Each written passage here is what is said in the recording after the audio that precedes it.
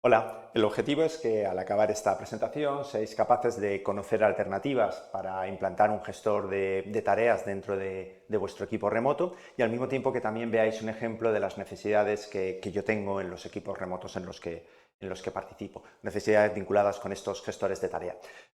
Si el equipo tiene claro que necesita un gestor de tareas, es decir, que necesitáis la información básica que podría estar representada en 5 columnas de la tarea que tenéis que hacer, quién es la persona responsable.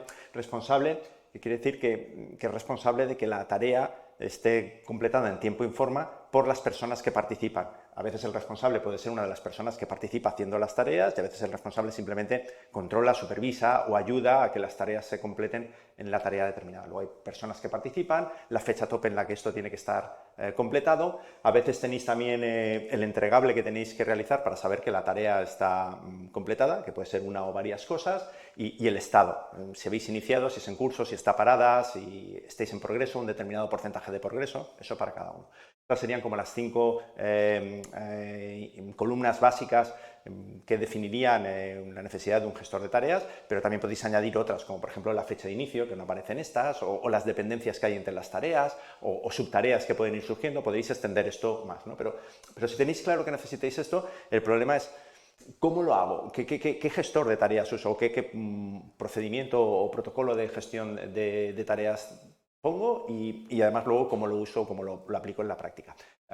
Hay formas rudimentarias o clásicas o de lápiz y papel para hacer estas cosas. Podéis empezar con una lista de tareas donde realmente lo único que tenéis es la primera columna, tareas para realizar. Podéis hacerlo a mano en vuestra libreta personal o podéis tener un panel en una zona colectiva o en tu despacho donde vayas poniendo estas columnas, las haces en una cartulina grande y vas poniendo post-it para ir marcando las tareas y las vas moviendo. Puedes jugar con colores para identificar alguna de las categorías, por ejemplo, o podéis hacerlo en una hoja de cálculo, os abrís una hoja de cálculo en vuestro ordenador y ahí lo tenéis.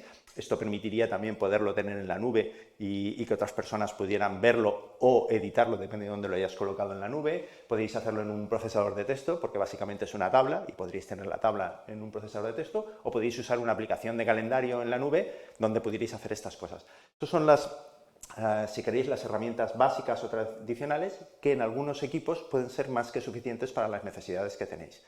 Pero si necesitáis tener algo en la nube para que todas las personas que participan en el equipo puedan ver y editar las tareas que están pendientes o las tareas que se han completado para hacer una trazabilidad de las cosas que hemos hecho, ver fechas y responsables, que puedan hacerlo desde cualquier lugar, no necesariamente tengan que estar en una oficina o en un lugar compartido o en un entorno compartido, sino que aunque estén en otros lugares geográficos puedan verlo, que puedan recibir avisos de cuando se les ha asignado una tarea o cuando la tarea está completada o cuando se modifican las tareas, o que esto esté vinculado en un calendario para que la fecha tope te aparezca en tu calendario personal, o que puedas clasificar, etiquetar, filtrar, mover, exportar, todo este tipo de cosas.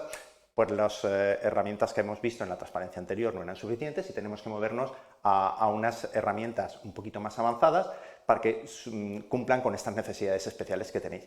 Y hay un montón de herramientas a vuestra disposición. Tenéis Planner, tenéis Trello, tenéis Monday, tenéis Podio, tenéis Asana, tenéis Jira, podéis incluso usar Miro porque tiene unas tarjetas que pueden completar varias de estas cosas. Hay una infinidad no sé si infinitas, pero por lo menos decenas de aplicaciones, centenas de aplicaciones que podrían hacer estas cosas. Y claro, el problema es cómo elegir toda esta cantidad de cosas. Yo lo que he hecho, y os cuento mi experiencia, es empecé por listar las cosas que yo necesito de un gestor de tareas. Y me han salido estas 22. O sea, en los equipos remotos donde yo participo, necesito hacer estas 22 cosas. Me gustaría poder hacer estas 22 cosas. Y a partir de ahí lo que voy a ver es qué aplicaciones me dan el soporte para todo esto que hago. He probado Trello y he probado Jira y ambas permiten hacer estas 22 cosas incluso en sus versiones gratuitas. En las versiones de pago puedes hacer más cosas o puedes hacer estas cosas de manera más cómoda. Pero no son las únicas aplicaciones que lo hacen. Seguro que encontréis aplicaciones que pueden hacer estas 22 cosas. Pero la organización a la que pertenezco, la Universidad Politécnica de Valencia, ha pagado por Planner de Microsoft.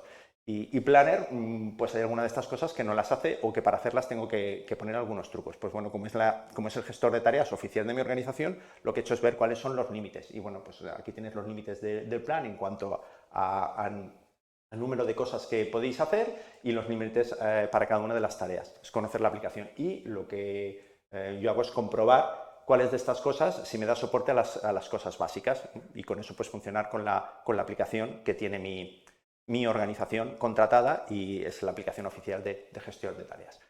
Yo creo que en estos momentos sois capaces de conocer las diferentes opciones para aplicar un gestor de tareas en vuestro grupo, y a partir de ahí se trata de que vayáis poniéndolo en marcha.